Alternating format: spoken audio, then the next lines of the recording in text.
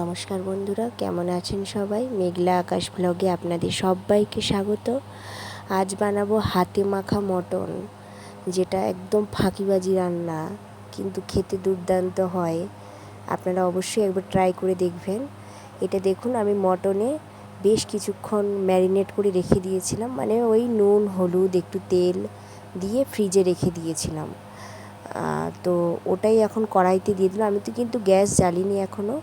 তারপর আরও বেশ কিছু জিনিস নিয়েছি, সেগুলো একসাথে দিয়ে মশলা দিয়ে সমস্তটা মাখিয়ে বসিয়ে দেব। আজকে রান্নার প্রসেস এইটুকুই। তবে যেদিন আপনাদের শরীর ভালো থাকবে না, ভালো লাগছে না, বা শরীরটা একদমই ভালো নেই, রান্না করতে ইচ্ছে নেই কিন্তু করতেই হবে, সেদিন আপনারা অবশ্যই এই রান্নাটা ট্রাই করে দেখবেন খুব তাড়াতাড়িও হয়। মানে খুব তাড়াতাড়ি বললে নয়, মানে খুব ঝামেলা কম আর কি, এটা বলতে চাইছি।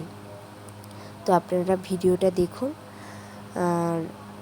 তবে মটন আমাদের খুব কমই হয়, কারণ মটনের দাম প্রচণ্ড বেশি।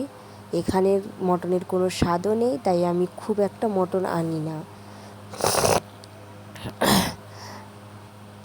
তবে একটা সময় ছিল, মানে মাংস খেতে আমি খুব পছন্দ করতাম, কিন্তু এখন আর খেতেও পারি না, আর তেমন ভালোও লাগে না। ছোটোবেলার সময় সবচেয়ে মনে পড়ে ছোটোবেলার দিনগুলো। কেন বলুন তো? ছোটোবেলার মানে যেদিন স্কুল যাওয়ার সময় মানে মা মাংস রান্না করতো, সেটা মানে যেমনই হোক তাড়াতাড়ি করে করতো।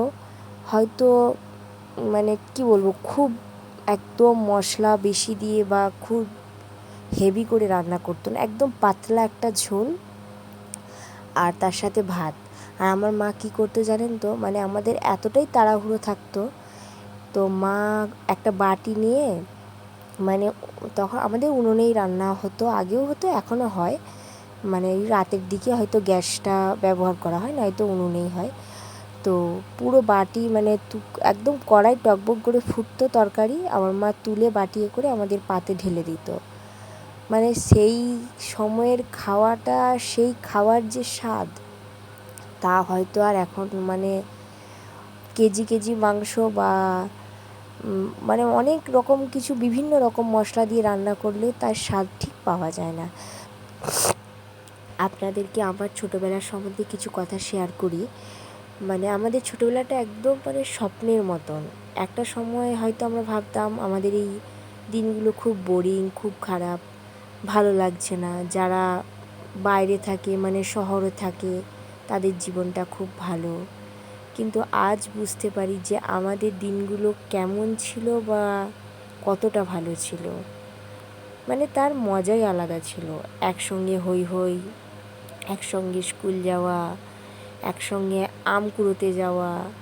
তারপর আমাদের মানে বিকেল 4টের সময় স্কুল ছুটি হয়ে যেত, তো 4টে থেকে পুরো সন্ধ্যে 7টা অবধি আমরা খেলতাম। আমি অনেক বড়োবেলা অবধি খেলাধুলো করেছি। তারপর মানে এনসিসিতেও স্কুলে যোগ দিয়েছিলাম, সেখানেও মানে বিভিন্ন ধরনের এক্সারসাইজ করাতো। মানে খেলাধুলোর প্রতি আমার প্রথম থেকেই ভীষণ ভালো লাগা বা ভালোবাসা।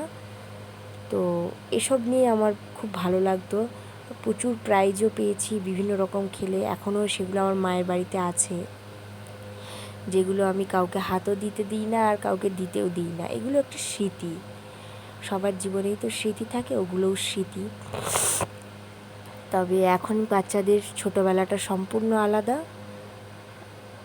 তারা সেসব কিছু দেখেইনি। আমার রান্নাটাও কথা বলতে বলতে কমপ্লিট হয়ে গেছে, দেখুন কত সুন্দর হয়েছে।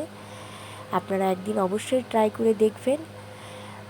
আজ এই পর্যন্তই, ফিরে আসছি নতুন কোনো ভিডিও নিয়ে। সবাই ভালো থাকবেন, সুস্থ থাকবেন। আপনাদের ছোটোবেলাটা কেমন ছিল অবশ্যই আমার কমেন্ট বক্সে জানিয়ে যাবেন। ধন্যবাদ। সবাই খুব ভালো থাকবেন।